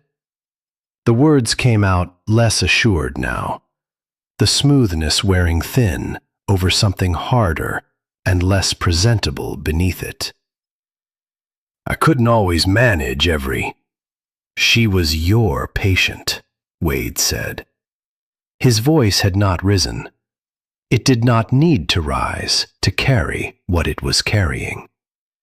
"She was your patient, and she told you she was frightened, and you were half a mile from her house, and you rode in the other direction." He looked at Harlan steadily, with the full and undeflected attention of a man who has been carrying a grief that turned out to belong somewhere else. "I'm not here for an argument. I'm not here to threaten you or make a scene. I came because I need you to say it, out loud, with these people as witnesses, I need to hear you say what happened." The afternoon was very quiet around them. The grassland moved in its slow and constant way, indifferent and enormous, and the sky above it offered nothing but its own blue and open depth. Harlan Cross stood on his own porch, with the evidence of his own choices arranged before him, and looked at the 5 people who had come for the truth, and found that the usual arrangements, the pleasantness, the authority, the long habit of being the most important person in every room, had run out of places to stand. Something in him appeared to reach an end. Not a dramatic end, not a collapse, just the quiet running out of a thing that had been running for a long time on the wrong fuel. "I should have gone," he said. The words came out flat and compressed, as though they had been kept under pressure for years, and the release of them was neither relief nor confession, but simply the exhaustion of holding them any longer. "I told myself it could wait until the end of the week. I told myself it wasn't as urgent as she believed." He looked at the porch rail. "I was wrong." He said nothing more. No explanation of where he had been. No accounting for what had been more important than a sick woman's letter. Just those words, insufficient and irrevocable, falling into the afternoon air between them. Wade looked at him for a long time. Iris watched Wade's face during that silence, and what she saw there was not rage, and not satisfaction, and not the relief she had hoped for. Not yet. Because relief needed more space to arrive than this moment allowed. What she saw was something quieter and more permanent. The revision of a story he had been telling himself for years. The slow and cellular understanding that the weight he had been carrying had never been his to carry. "You don't need my forgiveness today," Wade said finally. "I don't have it to give yet. Maybe I will in time. Maybe I won't." His voice was even and unhurried and entirely certain. "But I needed you to say it. I needed these people to hear you say it was your failure. Because I have spent years believing it was mine. And it was yours." He picked up the envelope from where he had rested it on the rail and put it back in his coat. "That's all I came to say." He turned and walked back down the porch steps. Iris followed. Behind her, she heard Dottie retrieve the bottle and the note with the careful movements of someone putting things back in their right places. And then the quiet footsteps of the Alderman brothers. And then the creak of the gate and the sound of the road under their feet. And they were in the open afternoon, with the valley around them, and Harlan Cross's house behind them, growing smaller. Harlan Cross did not leave dramatically. He left the way things that have lost their foundation always leave. Gradually, then completely. In the days after the confrontation on his porch, the valley shifted around him in ways that required no announcement. People who had deferred to him for years began finding reasons not to call on him. Conversations ended a little sooner when he arrived. The Alderman brothers, who had said very little on the porch, but had been heard in the valley for far longer than that afternoon, said what they knew, quietly, to the people who needed to know it. Within 2 weeks, Harlan's horse was gone from its post. His house stood dark in the mornings, and no one asked where he had gone. The valley had its own way of closing over the space left by a person who had forfeited their right to be there. It was not loud. It was not cruel. It was simply the natural consequence of a trust that could not be restored. Wade stopped walking about 100 yards up the road from Harlan's house. He stopped without explanation, the way people stopped when the body decided, before the mind did, that it needed a moment. He stood with his face turned up to the sky, to the enormous and unhurried blue of it.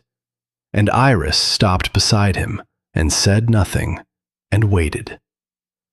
The others walked on ahead, giving them distance in the quiet and natural way of people who understood that some moments required fewer witnesses.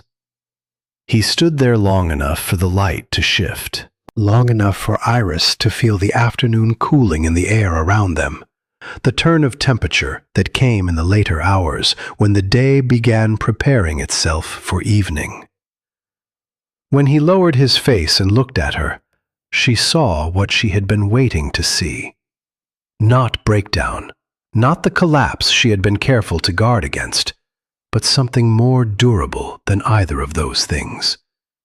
She saw the face of a man setting down something he had carried so long he had forgotten it was not part of him. "I've been carrying the wrong thing," he said. "Yes," she said.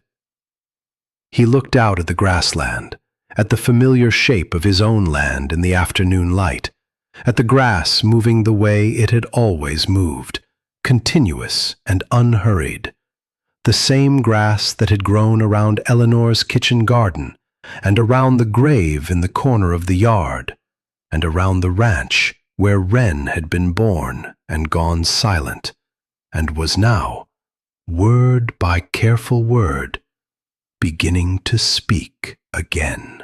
"She didn't die because I wasn't there," he said. He said it carefully, the way a man tested the floor of a room he wasn't sure would hold his weight. "She died because someone who should have been there chose not to be." "Yes," Iris said again. He looked at her. The afternoon light was on his face, and she could see all of it. The grief that had not gone and would not go, because grief for someone loved did not go. It only changed its shape over time. But underneath the grief, something else. Something that looked tentatively and for the first time in a long time like a man who believed he had the right to a future. "You came here," he said. "You came here and you found that letter, and you held it until you knew I was ready for it." He paused. "You were taking care of me before I had any idea I needed it." "You were doing the same for Wren," she said. "You'd been doing it for years. Sometimes caring for people means waiting until the moment is right." He was quiet for a moment. "I don't know how to do this," he said then, and there was something almost young in the way he said it, stripped of the careful management he usually applied to everything he felt. "Whatever is happening between us, I haven't let myself look at a future in so long that I'm not sure I remember how." He met her eyes directly. "But I want to. I want to try, if you'll let me." She looked back at him, at this man who had written her an honest letter and meant every word of it, who had let her sit in his kitchen and work in his garden and learn the shape of his silences, who had held a lamp in his daughter's window every single night for years, because love, when it was real, did not give up even when it did not know what else to do. "I'm already here," she said simply. "I already stayed." He reached out and took her hand. Slowly, deliberately, with the full intention of someone reaching for something they understood the value of. His hand was rough and warm and closed around hers with the same quiet steadiness that had characterized everything she had learned to trust about him. They stood there in the road, with the grassland around them and the late afternoon light coming sideways across everything. And after a while, they walked back toward the ranch together, her hand in his, not talking, the silence between them carrying something it had not carried before. That evening, after supper, Iris went to the kitchen cabinet. She moved the jars and the tins aside until she could see the small blue bottle at the back. She took it down and held it. The glass was cold from sitting in the shadow of the cabinet, and the handwriting on the label was Eleanor's, careful and exact, the handwriting she had come to know from weeks of handling Eleanor's papers, the handwriting of a woman who had managed her own life and her own illness and her own fear with a precision that had never asked for anyone's admiration. She carried the bottle outside into the evening. The kitchen garden ran along the south wall, and at its far corner, where Eleanor had planted the first row of herbs in the earliest years, there was the simple grave marker that Wade had made with his own hands. Iris crouched down and set the bottle in the grass beside it. She did this without ceremony and without words, because Eleanor had not been a woman who required ceremony. She was a woman who had kept careful records and managed difficult things quietly, and deserved to have the truth placed somewhere near her at last. Iris stayed crouched there a moment. The evening was still, and the grassland beyond the fence held its last warmth. And somewhere above the roof of the house, a single bird made its settling sound as it found its place in the trees at the far edge of the yard. From inside the house came the sound of Wade's voice, low and unhurried, and then lighter, smaller, arriving in the evening air like something that had been held in a closed hand for a long time and was only now being let out. Wren's voice answering. Not one word, several words. Iris could not hear what they were. She did not need to. She stood up and went back inside. Breakfast the next morning was ordinary in every way except one. The three of them sat at the table the way they had fallen into the habit of sitting. Wren between them, her bowl of porridge in front of her, the worn notebook within arm's reach, because it was always within arm's reach now. Wade had his coffee. Iris had hers. Outside the window, the morning was doing what mornings did, coming in steadily from the east, falling across the kitchen floor in long, pale rectangles. Wren ate for a while in silence. Then she set her spoon down with the deliberate care she applied to things that mattered, and she looked at Iris, and then at her father, and then back at Iris. Something was working behind her eyes, something she was gathering herself toward. Iris watched it, and did not rush it, and did not look away. When Wren finally spoke, her voice was still small, and still carried the rust of long disuse, but it was clearer than it had ever been, and it was entirely certain. "Are you staying?" she said. Not a plea, not even quite a question, in the way questions could be hedged and braced against disappointment. It was the kind of thing you asked when you already knew the answer, but needed to hear it said aloud, in the daylight, where it could become real. The kitchen went very quiet. Wade looked at Iris across the table. He said nothing. He did not need to. His face said everything it had been building toward for weeks, the hope he had stopped letting himself feel and had started feeling again. The vulnerability of a man who has opened a door he closed for very good reasons and is standing in the opening, trusting that what comes through will not be what he was afraid of. Iris looked at Wren, at the child who had sat in silence for years and had chosen, word by careful word, to come back, who had laid her hand in Iris's during the wedding without being asked, who had written a flower in a notebook and called it home, who was sitting now with her small hands folded on the table and her eyes steady and direct, asking the only question that had ever really mattered in this house. The answer was the easiest thing Iris had said since arriving. "Yes," she said. "I'm staying." Wren looked at her for a long moment, as though weighing the word, confirming its edges. Then she nodded. One small, definitive nod, picked up her spoon, and went back to her porridge, as though it were settled, as though it had always been settled, and now it simply was. Wade looked down at the table. His jaw worked once.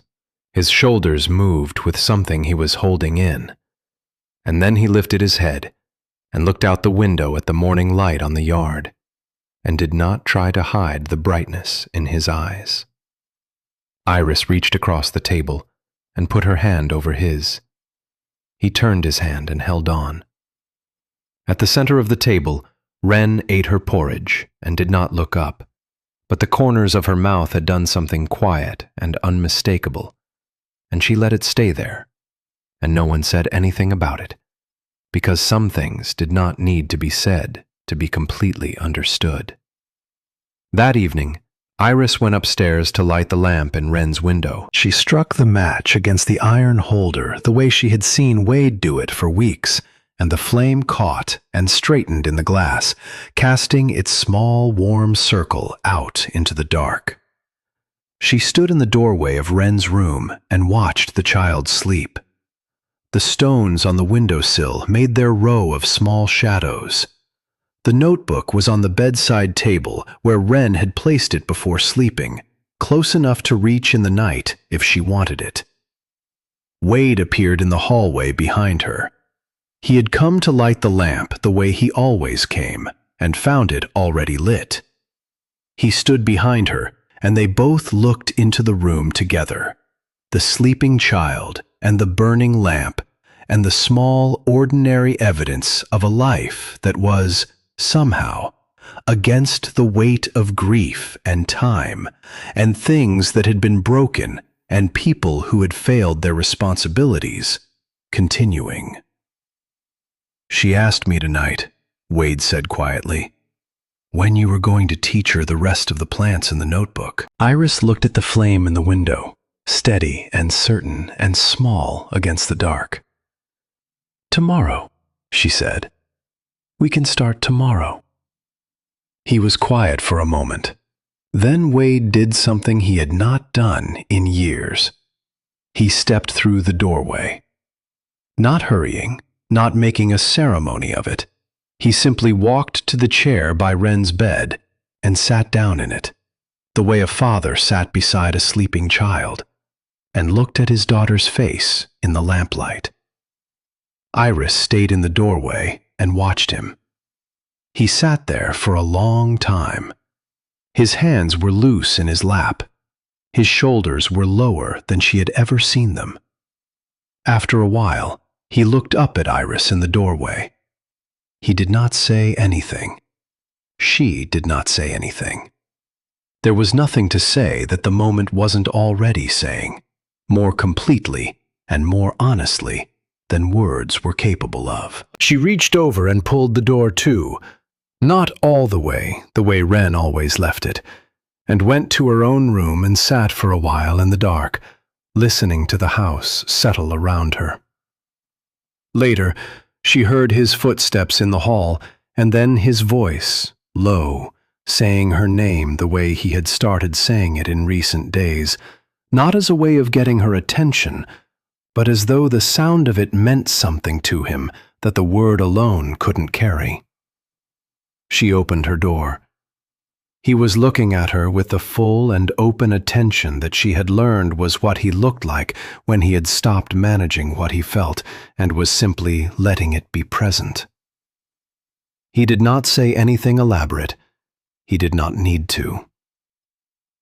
"Thank you," he said, "for coming, for staying, for all of it." She looked at him, standing in the hallway of his own house. This man who had written her an honest letter because it was the only thing he knew how to do. And she thought about the long road of small, honest things that had brought them both to this doorway. "We can start tomorrow," she said again, meaning everything. He reached out and took her hand, the same way he had taken it on the road that afternoon, deliberately, without rushing, like a man who understood the value of what he was reaching for and intended to be careful with it. The lamp in Wren's window burned on. Outside, the grassland held the night around the ranch, enormous and quiet, and indifferent in the way that beautiful and permanent things were indifferent, simply being what they were, regardless of what happened inside the small, warm circles of light that human beings made against the dark. And inside the Calloway house, in the hallway outside a child's room, two people stood together and let the night be what it was, and let tomorrow be what it would be, and held on.